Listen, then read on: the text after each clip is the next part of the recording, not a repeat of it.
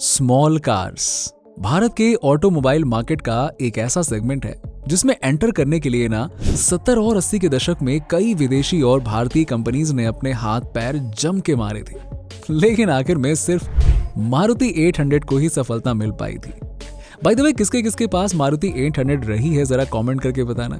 Back to the point. लेकिन क्या आप जानते हैं कि भारतीय जनता के लिए स्मॉल या माइक्रो कार की खोज में कई ऐसी दुर्लभ और अजीब गाड़ियां पेश हुई थी जिन्हें देख कर ना एक बार के लिए आपको भी इनमें बैठने का मन कर जाएगा। गाड़ियां तो वाकई में यार कुछ भी कहो थी तो अट्रैक्टिव। तो कुल मिलाकर इन 3 पहियों वाली सिपानी बादल से लेकर महिंद्रा जीप की छोटी बहन त्रिशूल डीजल टूरर तक, और हाँ, मीरा मिनी कार से लेकर स्कूटा कार और गोगो मोबिल तक, पॉपुलर फैक्ट्स के इस खास पेशकश में आज हम आपको भारत के इतिहास के कुछ रेयर माइक्रो कार्स और उनसे जुड़ी हुई दिलचस्प कहानियां बताएंगे। तो पूरा वीडियो जरूर देखिएगा। बजाज पीटीवी यानी कि पर्सनल ट्रैवल व्हीकल। 80 के दशक में बजाज ऑटो रिक्शा मार्केट का एक प्रमुख खिलाड़ी था, मगर सरकार ने इन ऑटो व्हीकल्स पर कुछ रिस्ट्रिक्शंस लगा दिए थे। इसीलिए नियमों का पालन करने के साथ मार्केट में डिमांड बनाए रखने के लिए बजाज ने ऑटो रिक्शा से एक कार बनाने का डिसीजन ले लिया कि चलो भैया कार बनाई जाए। आइडिया बिल्कुल सिंपल था। कंपनी को एक ऐसा व्हीकल बनाना था जिसके अंदर जाने और बाहर निकलने के लिए दरवाजा हो और हैंडल बार की जगह में स्टीयरिंग व्हील हो। इसीलिए कंपनी ने अपनी ऑटो रिक्शा की फ्रेम को काट कर कार के जैसा शेप दे दिया और लगा दिए 2 दरवाजे। साथ ही ऑटो हैंडल बार को रैक और पिनियन स्टीयरिंग व्हील से बदल दिया। लो भैया, तैयार हो गई बजाज पीटीवी कार। अब इस कार में 150 सीसी का ऑटो रिक्शा का इंजन लगाया गया था और 3 पहियों वाली ये गाड़ी 50 किलोमीटर प्रति घंटे की तेज रफ्तार पकड़ सकती थी। वहीं इसकी माइलेज 26 किलोमीटर प्रति लीटर थी और कंपनी ने इसके 25 प्रोटोटाइप बनाए थे, जिसमें से 15 तो कंपनी के अधिकारियों ने ही खरीद लिए थे, जबकि 2 टेस्टिंग के लिए रखे गए थे। हालांकि बजाज ने कभी इसका प्रोडक्शन रेडी मॉडल मार्केट में लॉन्च नहीं किया। बजाज की R&D टीम के इंजीनियर श्री अशोक सरवड़े ने कहा कि उस समय लोगों को नई कार लेने के लिए काफी लंबे समय तक इंतजार करना पड़ता था। स्कूटर और छोटी कारों के बीच प्राइस डिफरेंस भी बहुत बड़ा हुआ करता था। इसीलिए हमने स्मॉल फैमिली के लिए एक किफायती कार बनाने का प्लान बनाया था, मीरा मिनी कार। अब देखो यार, सीधी बात है, ये तो हम सभी जानते हैं कि टाटा नैनो भारत की पहली मिनी कार थी।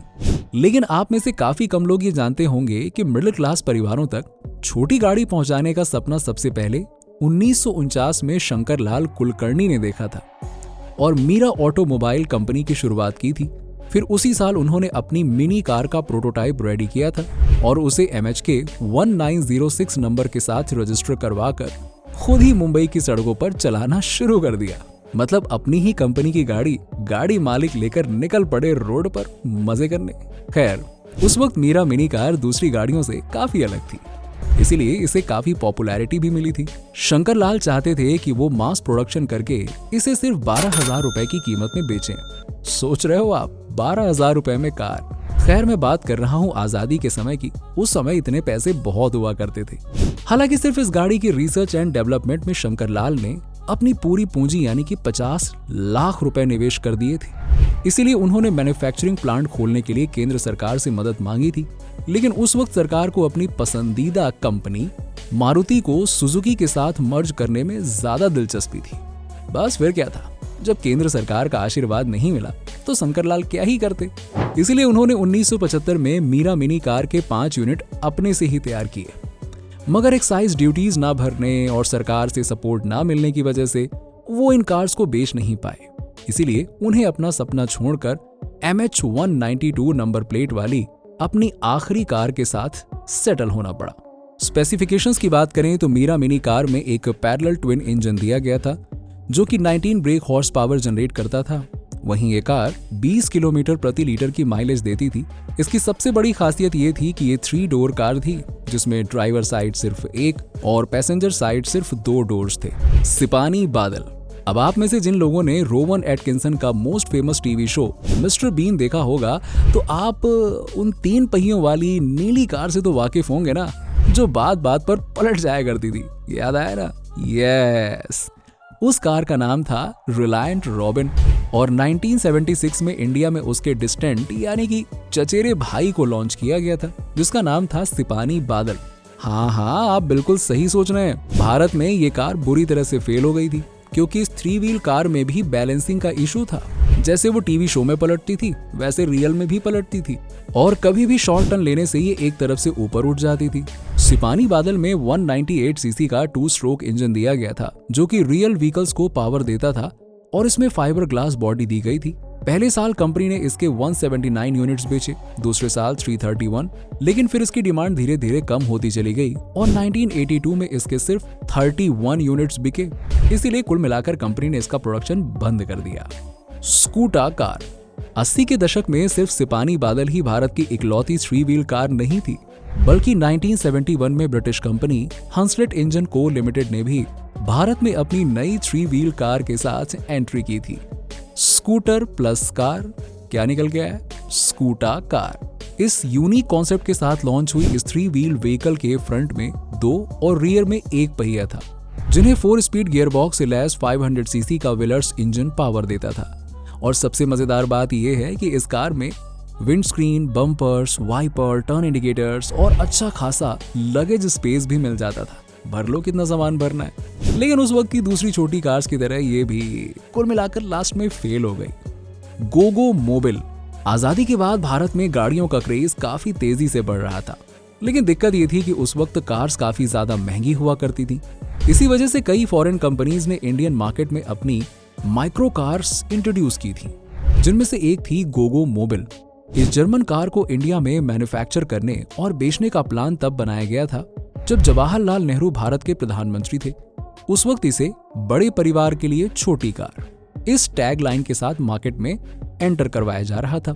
इसमें 250 सीसी का सिंगल सिलेंडर इंजन था जो कि 100 किलोमीटर पर आवर की स्पीड पर गाड़ी को दौड़ा सकता था। लेकिन दुर्भाग्य से ये प्लान कभी एक्शन में नहीं आ पाया और भारत में इसके सिर्फ 2 से 3 सैंपल यूनिट्स ही बिक पाए थे।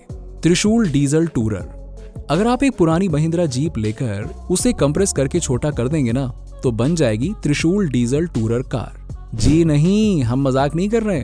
पटना बिहार की त्रिशूल क्राफ्ट्स ऑटो लिमिटेड द्वारा बनाई गई ये एक 4 सीटर मिनी कार थी, जिसमें रैक टॉप रूफ मिलती थी जो रिमूवेबल हुआ करती थी और फ्रंट विंडशील्ड को भी जीप की तरह ही आगे की तरफ नीचे करके लॉक किया जा सकता था।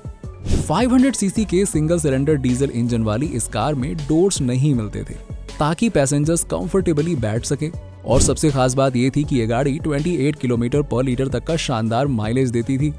और इस गाड़ी को कुछ बॉलीवुड मूवीज में भी इस्तेमाल किया गया था, लेकिन कम सर्विस रीच की वजह से ये ज्यादा फेमस नहीं हो पाई। रेवा। साल 2001 में जब इलेक्ट्रिक मोबिलिटी बिल्कुल भी ग्रो नहीं हुई थी, तब भी भारत की रेवा इलेक्ट्रिक कार कंपनी ने काफी आगे की सोचकर अपनी इलेक्ट्रिक कार रेवा को लॉन्च किया था। सिर्फ 2.6 मीटर लंबी, 1.3 मीटर चौड़ी, 1.5 मीटर ऊंची इस गाड़ी में दरवाजे तो सिर्फ 2 ही थे, लेकिन सीटिंग कैपेसिटी 4 लोगों की थी। जी हाँ, इसमें आगे 2 एडल्ट्स और पीछे 2 बच्चे आसानी से बैठ सकते थे। वहीं रियर सीट को फोल्ड करके लगेज स्पेस भी अच्छा खासा निकल जाता था। इस कार की maximum load carrying capacity 270 kilogram थी और top speed 40 kilometre per hour की थी। फिर 2008 में कंपनी ने इसका रेवा आई मॉडल लॉन्च किया, जिसकी top speed 80 kilometre per hour की थी और एक बार फुल चार्ज करने पर यह कार 80 किलोमीटर की ड्राइविंग रेंज देती थी। साल 2001 से 2013 तक रेवा इलेक्ट्रिक कार कंपनी ने दुनिया भर के 26 देशों में इस गाड़ी के कुल 4600 यूनिट्स बेचे। लेकिन 2011 में इसके मेन मार्केट यानी कि यूनाइटेड किंगडम में इसकी सेल्स बंद हो गई, जिससे सेल्स फिगर पर बड़ा इम्पैक्ट आया था। खैर, फिर महिंद्रा के साथ मिलकर रेवा ने इसके नए अपग्रेडेड वर्जन महिंद्रा E2O को लॉन्च किया था। टाटा नैनो। भारत के मिडिल क्लास और गरीब परिवारों के घर 4 व्हीलर पहुंचे। इसी सपने के साथ रतन टाटा ने साल 2008 में द पीपल्स कार स्लोगन के साथ इस माइक्रो कार को लॉन्च किया। उस वक्त इस गाड़ी की कीमत सिर्फ 1 लाख रुपए रखी गई थी। गाड़ी को पेट्रोल और डीजल इंजन के साथ लॉन्च किया गया था और आगे चलकर कंपनी ने इसके CNG वेरिएंट को भी पेश किया था। कार की माइलेज तो वाकई में काफी अच्छी थी। 4 लोगों की सीटिंग कैपेसिटी थी, लुक बड़ा क्यूट सा था, है ना। लेकिन इसमें कई कमियां भी थी, जैसे कि इसके बेस मॉडल में ना तो पावर स्टीयरिंग था, ना एयर कंडीशनर था और ना ही एयर बैग्स थे। हालांकि शुरुआत में इसे काफी हाइप मिली थी, लेकिन धीरे धीरे करके इसकी पॉपुलैरिटी घटने लगी थी। अब ऐसा इसलिए क्योंकि मीडिया और कहीं ना कहीं कंपनी ने इसे चीप कार के रूप में प्रमोट किया था। फिर ये कुछ सेफ्टी टेस्ट में भी फेल हो गई थी, जैसे कि क्रैश टेस्ट में इसे 5 में से 0 स्टार रेटिंग मिली थी और तकनीकी खराबी की वजह से सड़क पर चलते चलते कुछ गाड़ियों में आग भी लग गई थी। हालांकि लाखों यूनिट्स में से सिर्फ 4 से 5 यूनिट्स में ही आग लगने के किस्से सामने आए थे। लेकिन भले ही 4-5 यूनिट में आग लगी, लेकिन लोग तो डर गए थे ना। इन्हीं सभी कारणों की वजह से गाड़ी की नेगेटिव पब्लिसिटी हो गई और सेल्स फिगर ड्रॉप होने लगे।